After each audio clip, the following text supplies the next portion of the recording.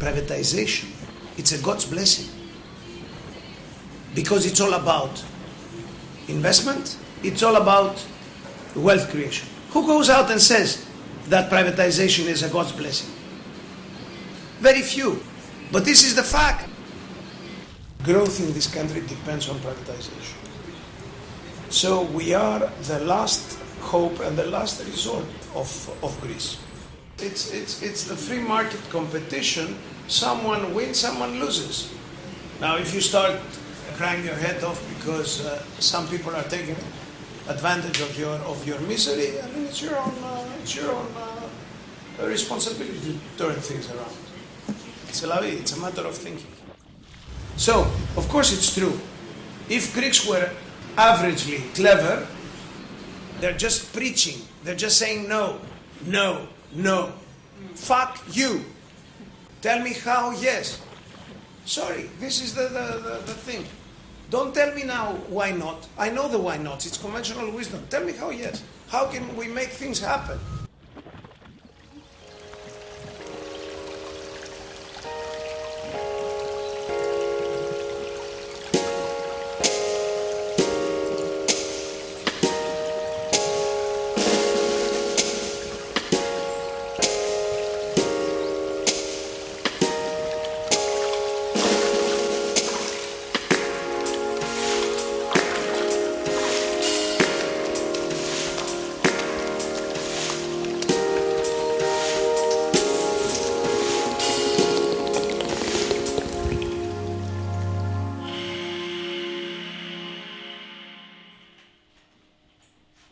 Hey comrades, keep the fight all around the world, PSI. What is missing, so.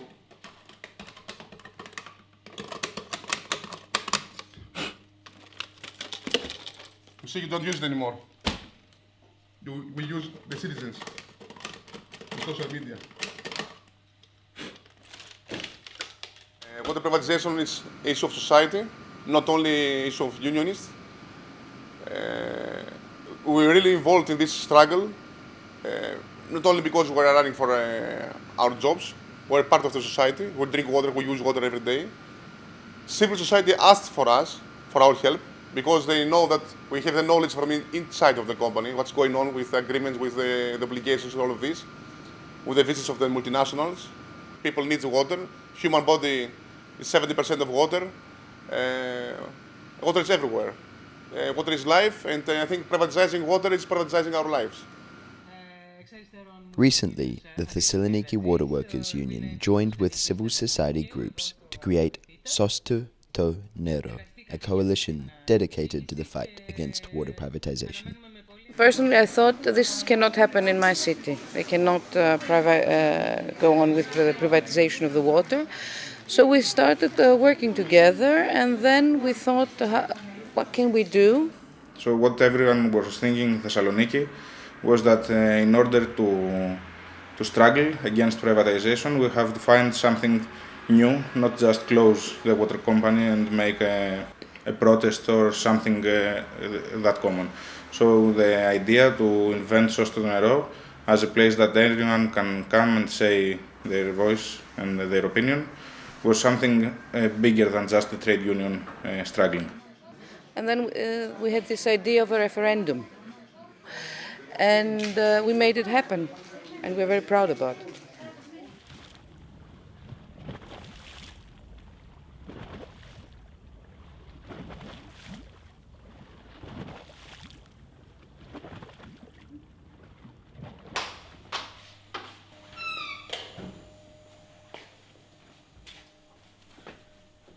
What is it?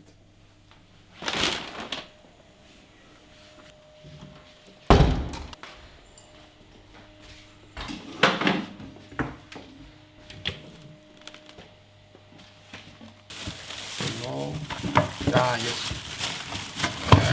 Here they are.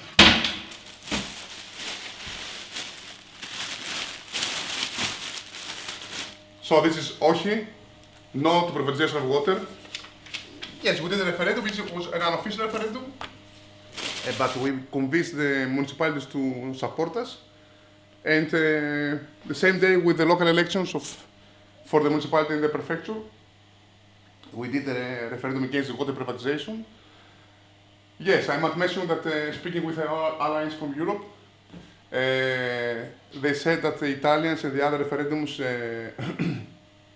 the answer must be positive, yes. So the question should be something that make people say yes, to make a positive feeling for them. But you're in Greece. In Greece, everything is opposite. So in Greece, it's a tradition to όχι, to no, because when the Nazi occupation was, when the Nazis invasion started in 1940, the World War II, the Greek people and the Prime Minister at that season, when they asked to come and pass the country, the Italians, Mussolini, he said no, and this no stayed in history. So deep in the conscious is the right word, of Greek people, no is a very strong word.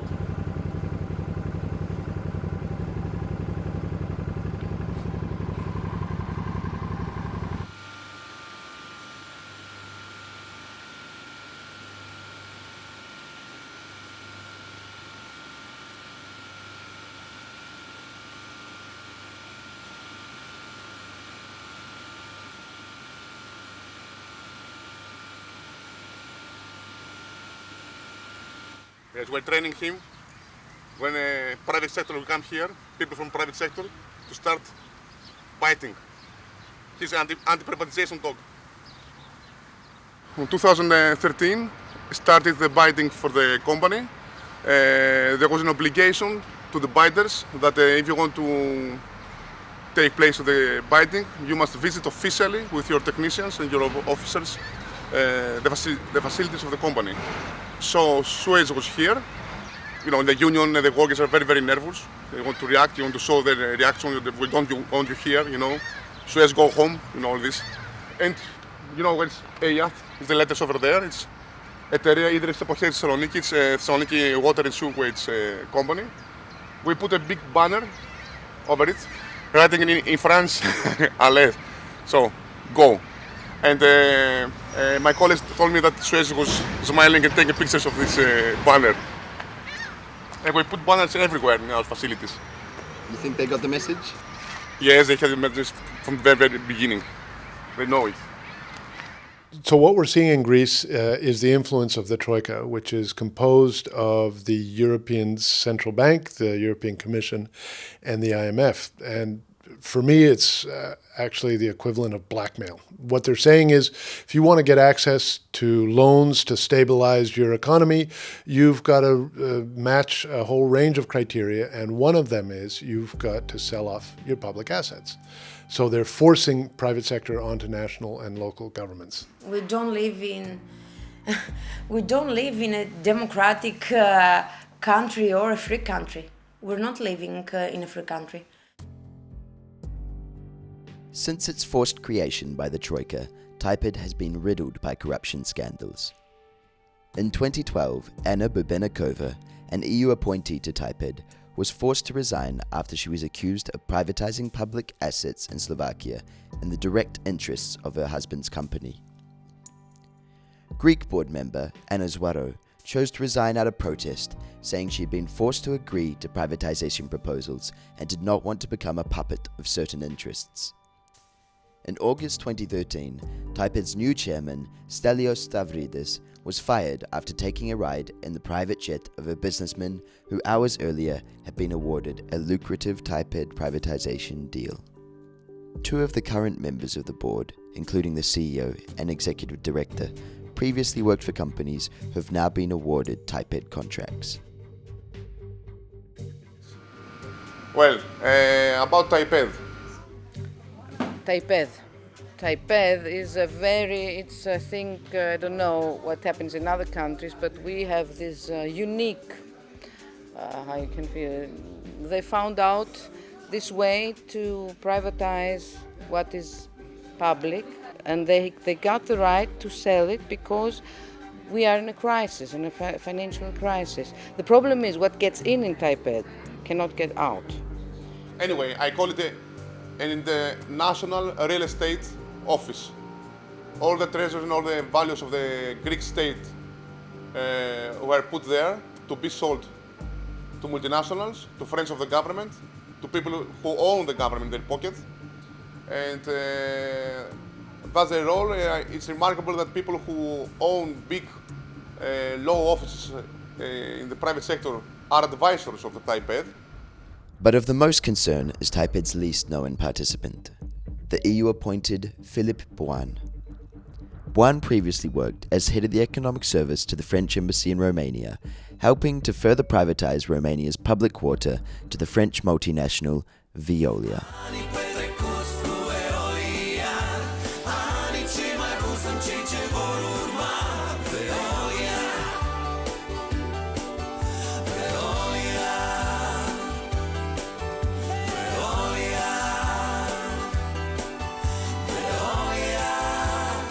Je parle pour mon propre cas, qui est le cas de Veolia d'Apanova, où nous avons repris des services publics qui étaient gérés en régie et que nous avons mis au plus haut standard européen. The former Director General of Veolia's Romanian subsidiary company, Bruno Roche, has now been officially charged with corruption after supposedly bribing local Romanian officials to vote for aggressive water rate increases.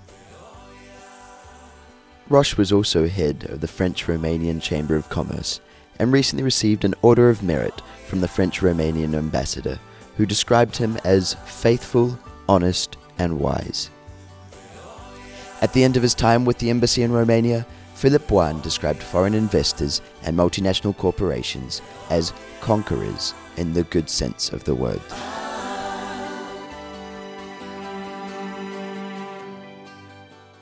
The links between the corporations and the embassies and diplomacy is deep-rooted. It's a form of neocolonialism. In terms of development dynamics, a number of rich and powerful countries are focused on winning contracts for their national companies. And so we do see the French embassy working very closely with the main French water companies, Suez and Veolia.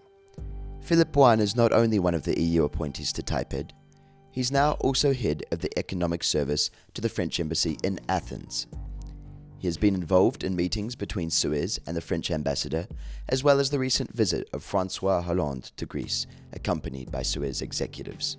Dans les valises de François Hollande, 5 grands patrons français venus serrer la main d'Alexis Tsipras et chercher leur part du gâteau grec. C'est un pays qui a très peu fait appel au privé et qui a besoin de se moderniser avec un transfert de savoir-faire des groupes étrangers. De toute évidence, c'est le bon moment pour venir en Grèce investir. Clearly, the interests of the corporation are the interests of the embassy. And the commercial section of any embassy works very closely with the companies and with the ambassador. Despite the considerable influence which countries like France already have in pushing Greece to privatize its public services, the conditions of the newest bailout look set to extend this even further. Under pressure from the Troika, the Greek government was recently required to pass an omnibus bill, a wide, sweeping piece of legislation which will create a newer, bigger TAIPED, a superfund designed to speed up privatizations. The president of this new superfund will be another Frenchman, Jacques Lepape, a close friend of IMF head Christine Lagarde. Lepape previously worked in Lagarde's office during her time as French finance minister, under the chief of cabinet Stéphane Richard, a former Veolia director. 2 of the seats on the board of the Superfund will be reserved for EU representatives, who will wield veto power over any of its decisions. This new fund will have a lifespan of 99 years, effectively putting control of Greek public assets in the hands of the Troika and special interests for the next century. However, the Greek water movement is not throwing in the towel just yet. They are saying to us that we are not going to sell the water, but they have meetings with the Suez president in Greece and with the ambassador of France in Greece, and they are talking about how they are going to sell the water of Greece. We know that they are lying to us, but we don't wait for them to decide. We will decide as we did at the referendum. And we are here to continue struggling about water as a public and common good, and we will not stop until we win. I think that it is very important to fight not only in local area or in the country, but in the whole world. We have our rights to live in a proper way, and these are things that I could never think that somebody can think to sell water. That's why we're fighting. Yes, water. What's water? Okay, I am not a poet, but since I remember my life, I was in the water. I have especially this feeling that when you go in the sea, take a deep breath and go down to the bottom of the sea, you really feel that you're in your mother's belly when you're a baby. You're surrounded from water of these 9 months, and you really have this calm and this quiet down there. Yes, we as human beings, we came from the water, we stay parts of the water, and we still live in the water. It's life.